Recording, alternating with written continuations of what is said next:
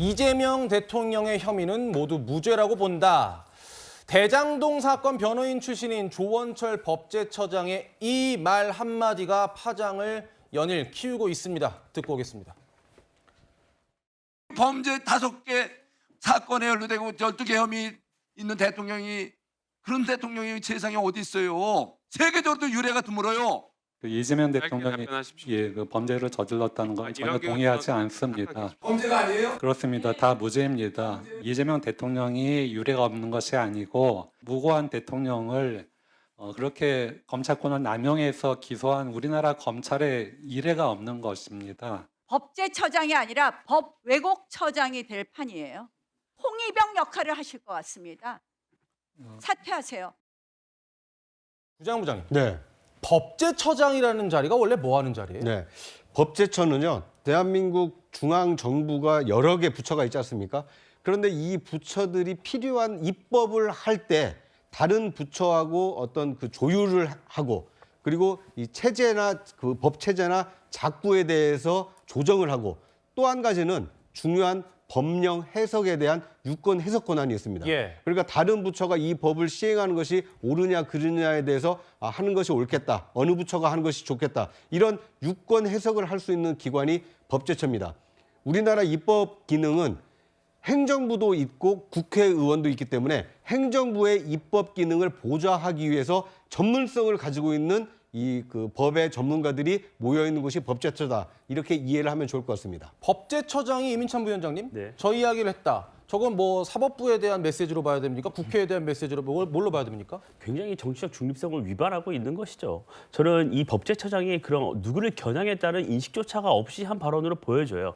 왜냐면요. 이재명 대통령이 처음 자신의 변호인 14명을 대통령실과 주요 정부 요직에 앉힐 때부터 여러 우려가 있었잖아요. 그 우려가 그대로 드러난 사건이에요. 일단 이재명 대통령이 5개 재판을 받고 있어요. 근데 조원철 법제처장은 대장동 관련해서 변호사를 한 거예요. 예. 그러면 본인이 대장동 관련 사건은 어느 정도 알 수 있을지 모르지만 나머지 사건은 본인이 어떻게 속속들이 알 수 있죠? 어떻게 무죄라고 단정할 수 있죠?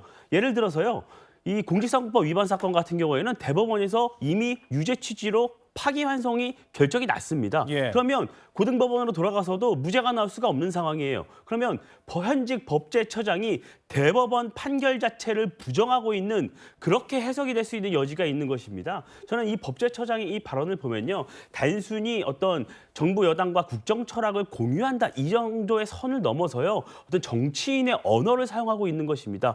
이 정치인의 언어, 정무직 공무원이 정치를 해서는 안 되는 것 아니겠습니까? 저는 이 법제처장이 이런 일이 반복될 수밖에 없다고 보여지기 때문에 예. 저는 거치에 대해서도 심각하게 고민을 해야 한다고 생각을 합니다. 네, 조 부의장님, 전 이것도 궁금하더라고요. 조원철 법제처장이 대장동 변호사였잖아요. 대장동 변호사였기 때문에 무죄라고 보는 것 아닌가라는 의문도 들더라고요. 일단 조원철 법제처장이 국감장에서 이와 같은 발언을 하신 거는 저도 뭐 굉장히 부적절하다고 보여집니다. 예. 물론 개인적인 의견으로 추정이 되긴 하지만 법제처장의 그런 직에 있는 자리에서 한 말이기 때문에 말의 그런 무게감이라는 것이 있거든요. 그렇기 때문에 좀 부적절하다는 것을 뭐 지적하지 않을 수는 없긴 하지만 그럼에도 불구하고 조원철 법제처장 입장에서는 국감 현장에서 위원회의 그런 질의에 대한 응답하는 차원 아니겠습니까? 본인이 변호인 출신이다 보니 사안에 대해서 잘 알고 있고 본인의 개인적인 의견을 밝혔다고 볼 수도 있는 것이고요. 만약에 법제처장이 아니라 법무부 장관이었다고 한다면 더욱더 큰 문제가 되겠죠. 법무부 장관은 공소를 유지하는 그런 주무부처 장관 아니겠습니까? 근데 법제처장의 경우에는 앞서도 말씀을 하셨지만 법령 해석이라든가 법률 행정과 관련된 그런 주무부처 처장이기도 합니다. 어떻게 보면 사건의 진행과는 직접적인 연관성은 없다고 할 수가 있어요.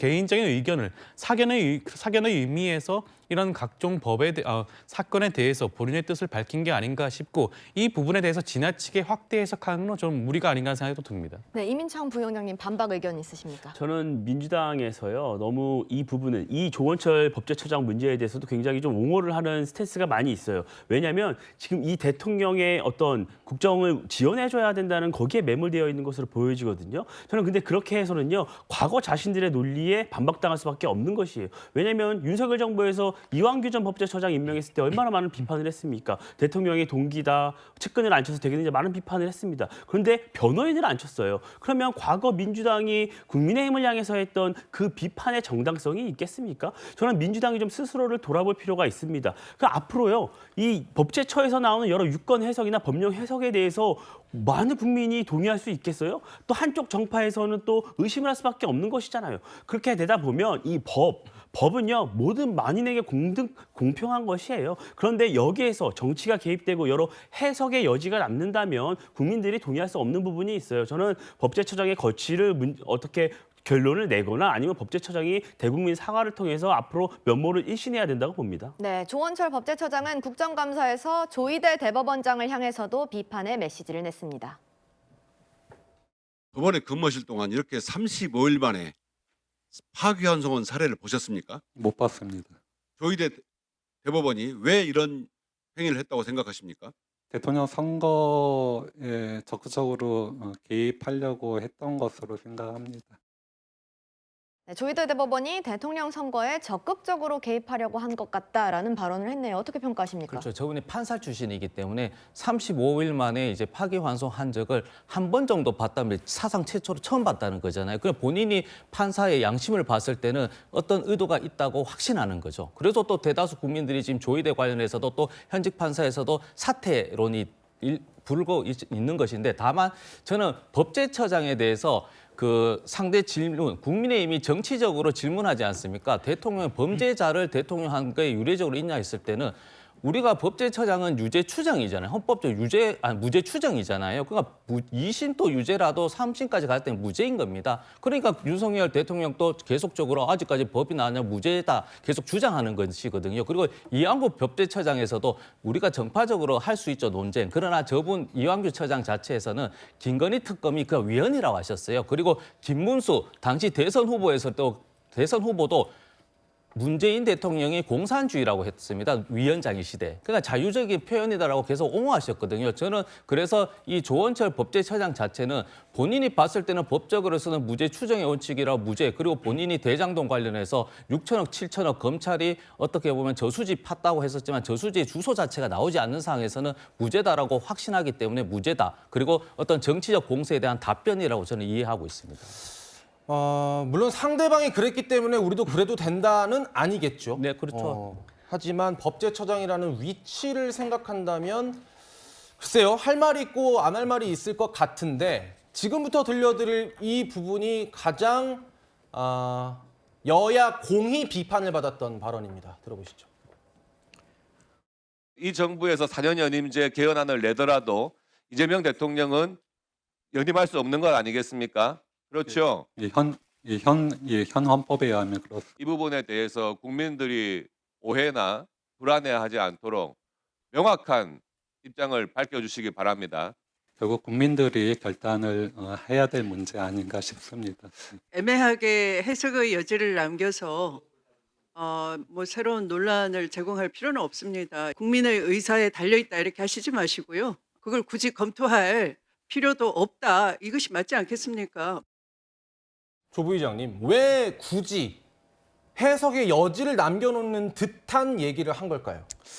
저는 조원철 법제처장이 오랫동안 판사 생활을 하시다 보니까 이런 국감장에서 어떤 본인의 말이 얼마나 무게감이 있는지를 잘 모르셨던 것 같아요. 그러다 보니까 개인적인 사견을 자꾸 말씀을 하시는 것 같은데 뭐 개인적으로 그렇게 생각하실 수도 있겠죠. 그렇지만 우리 현행 헌법을 살펴보게 되면 지금 재임 중인 대통령에 한해서는 연임을 할 수 없도록 명확하게 규정되어 있습니다. 여기에 대해서는 그 어떠한 이견도 없고요. 당 내에서도 이러한 부분들에 대해서 달리 말하시는 분도 없습니다. 그렇기 때문에 추미애 위원장이 국감 현장에서 이 부분을 정확하게 지적을 했고 제재한 것이 아닌가라는 생각이 들고요. 저는 이번 발언만큼은 법제처장 입장에서는 명확한 실언이라는 것을 좀 분명히 밝혀줬으면 좋겠습니다. 현행 헌법에 따르게 된다면 그 명문 규정에 대해서는 이견이 없다는 점을 다시 한번 말씀을 좀 드리고 싶습니다. 네, 저도 동의하는데요. 불가능한 겁니다. 그러니까 이제 헌법을 바꿀 수 있다라 연임을 하게 되면 실질적으로 그런 그러면 대통령 또 공무원이기 때문에 90일 전에 또 사퇴해야 되는 것이거든요. 그러니까 개헌에 성공한다 하더라도 그러면 민주당 후보로 나오게 되면 경선을 또 1년 전에 해야 되는 것인데 그게 불가능한 이야기다. 그래서 이재명 대통령이 지금 5년 임기 중에 이제 5개월 지났기 때문에 저런 것은 헌법적으로 해석의 차이는 없다. 다만 이 4년 연임제 포함해서 개헌에 대한 필요성을 이 이슈로 덮을 필요는 없다는 말씀도 꼭 좀 드립니다. 그러니까요. 네. 불가능한 이야기를 애매할 때 유권 해석을 해줘야 하는 법제처장이 확실한 걸 애매하게 답하고 있는 이 상황을 우리가 어떻게 봐야 됩니까? 네. 헌법을 읽어보시면 됩니다. 제 헌법 128조가 이렇게 돼 있습니다. 대통령의 임기 연장 또는 중임 변경을 위한 헌법 개정은 그 헌법 개정 제안 당시의 대통령에 대하여는 효력이 없다 이렇게 돼 있습니다. 예. 그리고 우리 헌법은 대통령 연임만 금지한 것이 아닙니다. 중임, 그러니까 한 번 하고 다시 쉬었다가 또 나오는 것까지도 지금 금지하고 있는 겁니다. 이 법이 제정됐을 때가 1987년입니다. 대통령이 연임을 후허들 통해서 연임을 시도하려다 보니까 국민적 저항이 일어났고 그래서 우리나라에서는 대통령은 5년 단임제 단 한 번만 할 수 있다. 예. 2번 할 수도 없다. 연임뿐만 아니라 이 중임도 못한다는 것을 우리 헌법이 명시하고 있다는 것을 다시 한번 공유할 필요가 있지 않나 하는 생각이 듭니다. 그러니까요. 이민찬 부위원장님. 저 발언이 그러니까 야권에서 이렇게 비판하시는 분도 계세요.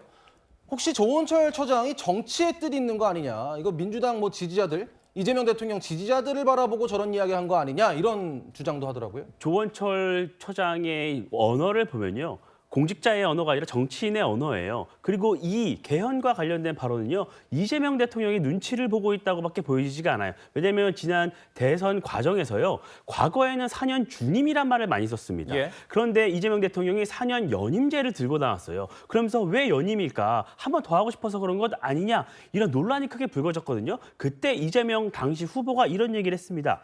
재임 중 대통령 연임, 국민 뜻 존중해야 한다. 이렇게 발언을 했어요. 지금 조 처장의 발언과 거의 일맥상통한 것이죠. 저는 이 지점에서 이런 의심을 하지 않을 수 없어요.